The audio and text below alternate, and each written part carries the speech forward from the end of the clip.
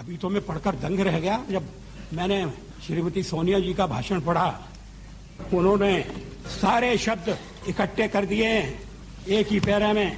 The BJP-led government has shown itself to be incompetent, insensitive, irresponsible, and brazenly corrupt. राजनीतिक क्षेत्र में जो आपके साथ कंधे से कंधा लगाकर काम कर रहे हैं, इसी देश में मतभेद होंगे, उनके बारे में ये आपका मूल्यांकन है? मतभेदों को प्रकट करने का ये तरीका है? ऐसा ये अटल बिहारी वाजपेयी ही थे जिनके एक एक जुमलों और अदा पर उनके विरोधी भी दाद देने से पीछे नहीं रहते थे। उनके बारे में अक्सर कहा जाता था, a right man in the wrong party. भारतीय राजनीति में वाजपेयी को उनकी जबरदस्त भाषण देने की कला और उत्कृष्ट संसदीय करियर के अलावा एक ऐसे शख्स के रूप में याद किया जाता है जिन्होंने एक दक्षिणपंथी पार्टी का सदस्य होते हुए भी कभी अतिवाद की राजनीति नहीं की और राजनीतिक शिष्टाचार और मानवीय मूल्यों को हमेशा तरजीह दी। राजनीतिक विरोधी होते हुए भी वाजपेयी के हीरो नेहरू हुआ करते थे। जवाहरलाल नेहरू भी विदेशी मेहमानों से वाजपेयी का परिचय उभरते हुए सांसद के रूप में कराते थे। वो कहा करते थे, वाजपेयी विपक्ष के युवा नेता हैं, हमेशा मेरी आलोचना करते हैं, लेकिन मैं उनमें बहुत संभावनाएं देखता हूं। 1977 में जब वाजपेयी विदेश मंत्री बनने के बाद अपना कार्यभार संभालने अपने दफ्तर गए तो उन्होंने नोट किया कि दीवार पर नेहरू की लगी तस्वीर गायब है। उन्होंने आदेश दिया कि उस तस्वीर को दोबारा उसी दीवार पर लगाया जाए। वाजपेयी की जीवनी लिखने वाले किंशुक नाग बताते हैं, उन दिनों जब भारत एक रिपब्लिक बना था तो Nehru was the tallest leader, तो वाजपेयी यंग लीडर थे, यूपी के थे, वो भी यूपी के थे। वाजपेयी उनसे सीखते थे, देख देख के सीखा उन्होंने काफी। वो जो कमरा था वहाँ पे नेहरू बैठते थे। नेहरू उस कमरे में, Nehru used to hold charge of foreign ministry also, विदेश मंत्रालय के चार्ज में भी थे और प्रधानमंत्री भी थे। प्रधानमंत्री का कमरा ही बाद में विदेश मंत्री का कमरा बन गया। तो उस कमरे में बाद में जाके दूसरे जो मंत्री बने, फॉरेन मिनिस्टर का रूम बन गया, तो वहाँ नेहरू का पोर्ट्रेट रखा जाता था। फिर जब वाजपेयी बने उसमें जनता गवर्नमेंट में, तो वहाँ गए तो देखा लगा कि ये तो पोर्ट्रेट मिसिंग है। तो उन्होंने कहा क्या तो था, कहाँ गया? बोला हाँ सर, उनके जो लोग चमचे थे वो उन्होंने हटा दिया था, फिर उनको लाया। और वहाँ चेयर पे बैठ के वाजपेयी ने पहले शब्द ये कहा कि मैं कभी सोचा भी नहीं था मैं इस कमरे में कभी बैठ सकता हूँ। जिस कमरे में पंडित नेहरू बैठते थे उस कमरे में मैं बैठा हूँ। तो उनके दिल में बहुत रेस्पेक्ट था। लाखों लोगों की भीड़ को अपने वाक कौशल से बांधने की कला वाजपेयी से बेहतर कम लोगों को आती थी। वाजपेयी के साथी और पूर्व उप प्रधानमंत्री लालकृष्ण आडवाणी को हमेशा ये कॉम्प्लेक्स रहा कि वो वाजपेयी जैसे वक्ता कभी नहीं बन सके। 1952 में 53 में जब वो पार्टी के एक राष्ट्रीय नेता के नाते राजस्थान आते थे और मैं उनके साथ 2 राजस्थान के दौरों में साथ रहा, तो उनके भाषणों को सुनकर के जिस प्रकार से हजारों लाखों लोगों को वो मंत्र मुग्ध करके रखते थे, मेरे मन में एक कॉम्प्लेक्स डेवलप हुआ। और वो कॉम्प्लेक्स ये कि तुम भी राजनीति में हो, लेकिन राजनीति में व्याख्यान देना एक महत्वपूर्ण गुण है, पहलू है, तुम इसके लायक नहीं हो। और इसीलिए वर्षों तक मुझे याद है कि जब 1973 में उन्होंने मुझे कहा कि मैं 4 साल रहा हूं पार्टी का अध्यक्ष, अब आप बनिए। मैंने कहा मैं नहीं बन सकता। मैंने कहा मुझे बोलना नहीं आता। कहा पार्लियामेंट में बोलते हो? मैंने कहा पार्लियामेंट में बोलना एक चीज है, लेकिन पब्लिक मीटिंग में हजारों लोगों के सामने बोलना ये मेरे बस की बात नहीं, मैं नहीं बोल सकता। एक एक करके सब लोगों ने इनकार किया, तब मुझे बनना पड़ा, लेकिन that has always been a complex with me. उस समय के प्रधानमंत्री नरसिंह राव जी ने भारत का पक्ष रखने के लिए मुझे विरोधी दल के नेता के नाते जेनेवा भेजा था और पाकिस्तानी उसे देखकर चमत्कृत रह गए। उन्होंने कहा कि ये कहां से आए, क्योंकि उनके यहां विरोधी दल का नेता ऐसे राष्ट्रीय कार्य में भी सहयोग देने के लिए तैयार नहीं होता। वो हर जगह अपने सरकार को गिराने के काम में लगा रहता है। ये हमारी परंपरा नहीं है, ये हमारी प्रकृति नहीं है, और मैं चाहता हूं ये परंपरा बनी रहे, ये प्रकृति बनी रहे।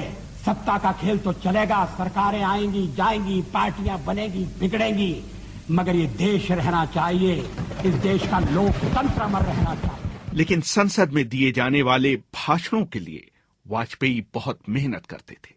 उनके निजी सचिव रहे पूर्व IAS अधिकारी शक्ति सिन्हा बताते हैं, एक तो जहाँ की पॉलिटिकल स्पीचेस हुए, कैंपेन स्पीचेस हुए, तो उसमें उतनी खास तैयारी नहीं जिस तरह से आदमी करता है। पार्लियामेंट में कोई स्पीच देना है, लोकसभा में कोई महत्वपूर्ण मुद्दे पर अगर कुछ बोलना है तो बहुत मेहनत करते थे। पार्लियामेंट हाउस लाइब्रेरी से निकलवाते थे कोई पुराना मटेरियल, उस समय ऐसा डिबेट हुआ उसमें ये है, या फलाना अखबार में, फलाने एडिटोरियल में, फलाने किताब में कुछ है इसके बारे में, ला के देखते थे, पढ़ते थे, नोट्स लेते थे, लिखते रहते थे, लिखते। और ये नहीं कि लिख रहे हैं in the form of an essay, निबंध के जैसा नहीं लिख रहे हैं, भाषण की तरह नहीं लिख रहे हैं, बट केवल पढ़ते जा रहे हैं, नोट्स लेते जा रहे हैं और ऊपर नीचे किया और फिर बोलते थे। तो मेरे ख्याल से जितने वो पढ़ते थे, लिखते थे, वो अंदर मनन करके उसको और फिर अंदर ही में एक उसका ढांचा बनाते थे, एक स्ट्रक्चर बनाते थे। लेकिन आपने नोट किया होगा कि जब वो प्रधानमंत्री बने और जो सबसे महत्वपूर्ण स्पीच होती है जो लाल किले से दी जाती है, वो अटल जी हमेशा प्रिपेयर्ड स्पीच देते थे। ये कॉन्ट्रडिक्शन क्यों?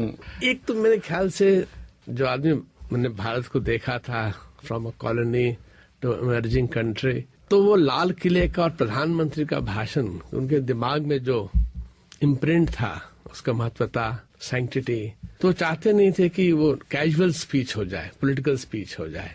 और प्लस वो ऐसी जगह जहां प्रधानमंत्री देश को संदेश देता है, कुछ मुद्दे पर बोलता है, कोई मुद्दा छूट जाए, कोई मुद्दा में एम्फेसिस गलत हो जाए, कोई फैक्ट गलत हो जाए, ऐसा ना हो। तो कई बार उनके साथ डिस्कशन हुआ था उस समय कि आप ऐसा क्यों कर रहे हैं, सब कुछ मटेरियल है, फिर बोलते कि नहीं, इसमें नहीं, इसमें तो मैं तो ऐसा नहीं कि केवल पढ़ते थे किसी और का लिखा हुआ, ठीक है, मटेरियल जगह से आता था, हम लोग कंपाइल करके देते थे, वो काटा पेटी खूब करते थे और फिर भाषण जो बनता था उन्हीं का भाषण होता था। बट उसमें रिस्क नहीं लेना चाहते थे।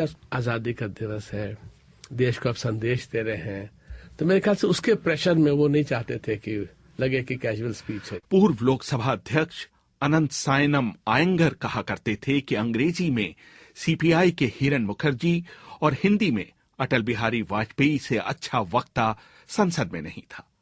लेकिन हजारों लोगों को अपने भाषण से मंत्रमुग्ध कर देने वाले अटल बिहारी वाजपेयी निजी जीवन में अंतर्मुखी और शर्मीले थे। अगर ग्रुप है 5-6 लोग का तो बाय एंड लार्ज काफी कहेंगे शाई रहते थे, पर जिसके साथ 1:1 इक्वेशन है, आराम से गप करते थे, गपशप। बट हाँ, जो कहेंगे बैक स्लैपिंग सोशल वैरायटी के एकदम नहीं। हजारों के सामने एक बात है, मगर ये भी मैं देखता था कि जब ना भी बोल रहे हैं वो बहुत अटेंटिव रहते थे। लगता नहीं था पब्लिक इमेज जो है वैसा नहीं था, असल में बहुत अटेंटिव थे, हर बात का हर नुआंस को वो कैच करते थे। वाजपेयी अपनी सहजता और मिलनसारता के लिए हमेशा मशहूर रहे हैं। एक बार जब वो प्रेस क्लब एक संवाददाता सम्मेलन को संबोधित करने जा रहे थे तो उनकी कार खराब हो गई और उन्होंने एक पत्रकार एच.के. दुआ, जो बाद में हिंदुस्तान टाइम्स के संपादक बने, के स्कूटर पर प्रेस क्लब पहुंचने के लिए लिफ्ट ली थी। दुआ साहब बोल रहे थे, मैं जूनियर रिपोर्टर था, मैं स्कूटर लेके जा रहा था 2 व्हीलर पे, प्रेस क्लब में प्रेस कॉन्फ्रेंस थी जिसको अटल बिहारी वाजपेयी एड्रेस करने वाले हैं। तो रास्ते में उन्होंने देखा कि अटल बिहारी वाजपेयी ऑटो रोक रहे हैं। तो फिर उन्होंने अपनी मोटरसाइकिल रोक दी और पूछा क्या हुआ सर? तो उन्होंने बोला नहीं, मेरी गाड़ी खराब हो गई तो मैं ऑटो ढूंढ रहा हूँ। बोले आप मेरे साथ आ जाइए। तो वो बैठ गए, उनके पीछे चले गए। शिव कुमार पिछले 46 वर्षों से अटल बिहारी वाजपेयी के साथ रहे हैं।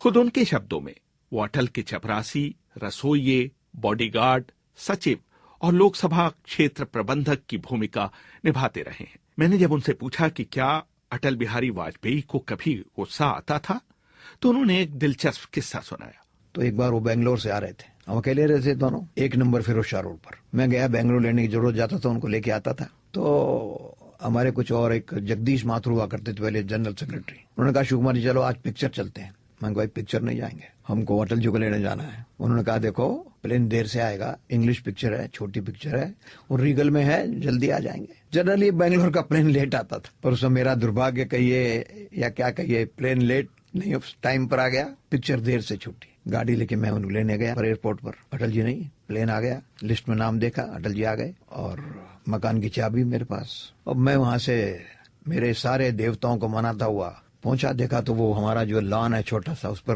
ब्रीफ केस रखा हुआ घूम रहे। मेरी हिम्मत नहीं हुई कि मैं वहां जाऊं उनके पास एक बार एकदम से, फिर भी जाना तो था ही। गाड़ी खड़ी की और बोले कि आप कहाँ चले गए थे? मैंने कहा मैं सिनेमा चला गया था। सिनेमा चले गए थे? और यार हम भी चलते आपके साथ, कल चलते, आप देखे बड़प्पन। वो चाहते थे मुझे डांट सकते, फटकार सकते थे, पर नहीं, चलो चलो मुझे एक जरूरी मीटिंग में जाना है अभी, वो राजमाता सिंधिया के साथ सिंधिया हाउस में पुरानी दिल्ली में, जो पहले पुराने जमाने का जो एक ओबराय होटल होता, वहां एक मीटिंग थी, वहां जाना था। तो मेरा इंतजार करते रहे और मेरे को एक शब्द नहीं कहा। तब से मैं समझ गया, मैंने कहा इससे बड़ा महान आदमी कोई हो नहीं सकता।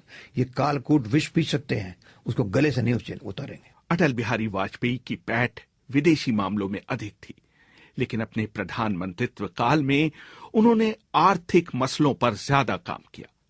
मैंने किंशुक नाग से पूछा कि आप उनके प्रधानमंत्रित्व काल को किस तरह से आंकेंगे। 2002 तक तो बहुत बढ़िया था। वैसे वो इकोनॉमिक एजेंडा पे इलेक्ट नहीं हुए थे, पर उन्होंने काफी इकोनॉमिक लिबरलाइजेशन किया है। इस टेलीफोनी सेक्टर में प्राइवेटाइजेशन का प्रोसेस भी स्टार्ट किया और बहुत रोड्स बनाए, हाईवेज बनाई। जो हाईवेज है आपको मिलते हैं चारों तरफ, अच्छे रास्ते मिलते हैं क्रिस क्रॉसिंग द कंट्री, वो उन्होंने चालू किया। शेरशाह सूरी के बाद शायद he is one of the biggest road builders in the country. परंतु 2002 के बाद जब गुजरात राइट के बाद उन पे अंकुश लग गया, तो उनकी इकोनॉमिक लिबरलाइजेशन का प्रोसेस भी आगे बढ़ नहीं पाया। आप अगर वाजपेयी साहब को मोदी साहब से कंपेयर करें तो मैं समझता हूं कि मोदी थोड़ा एनवी करते होंगे वाजपेयी को। कारण ये है कि Vajpayee was a NDA prime minister, उनके पास फुल मेजोरिटी नहीं थी। जब आदमी के पास फुल मेजोरिटी नहीं होती तो वो एक्सट्रीम प्रेशर को वार्ड ऑफ कर सकता है, और वैसे करते थे। वो बोलते थे भैया मैं क्या करूं, तो हमारी सरकार नहीं है, तो मेरे को तो चंद्रबाबू नायडू को भी साथ लेना है, जॉर्ज फर्नांडिस को भी लेना है।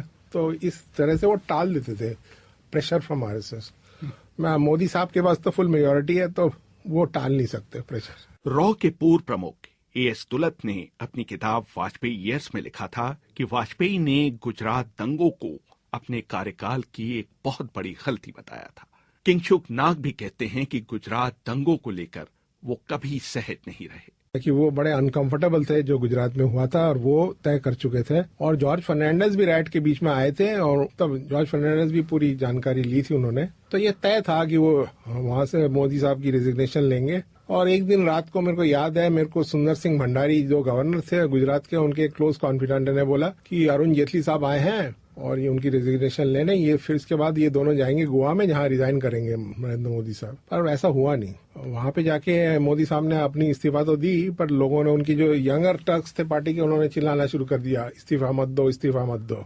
लेकिन वाजपेयी किससे प्रभावित थे? उन्होंने अपना स्टैंड बदला कैसे? वाजपेयी कॉम्प्रोमाइज हो गए ना, उन्होंने देखा पार्टी मेरे खिलाफ चली गई है। Moderate forces could not dominate. उसके बाद अटल जी को खाने का बहुत शौक था, खासकर मिठाइयों का। वो खुद खाना भी बनाया करते थे। उनके निजी सचिव शक्ति सिन्हा याद करते हैं, देसी खाने का काफी शौक था। तो विजिटर्स अब सुबह 9 बजे से 12 बजे तक 4-5 मीटिंग हो जाए, हर मीटिंग में समोसा आ जाए, गुलाब जामुन आ जाए, रसगुल्ला आ जाए, पकौड़ा आ जाए। तो खाने के बड़े शौकीन थे। खाना को हर मना करना पड़ता था कि नहीं साहब को मत देना, बाकी लोगों थे।